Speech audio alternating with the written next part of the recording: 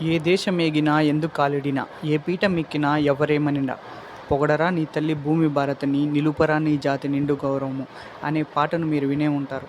అచ్చం ఈ పాటను గుర్తు చేస్తూ ఓ తెలుగు బిడ్డ అమెరికా గడ్డపై తెలుగులో మాట్లాడి సంస్కృత పద్యం చెప్పడం అందరినీ ఆకట్టుకుంది. వివరాల్లోకి వెళితే జయా బాడిగా శాంటా క్లారా ఉన్నత న్యాయమూర్తిగా ప్రమాణ స్వీకారం చేశారు.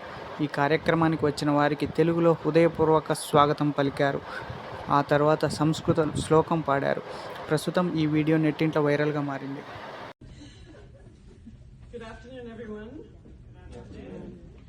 మీ అందరికీ నా హృదయపూర్వక స్వాగతం. This is wishing you all a heartfelt welcome in my native language, Telugu, spoken by Mrityoma Amritam Gamaya. Lead me from death to salvation. Om Shanti Shanti Shanti. Peace, peace, peace upon you.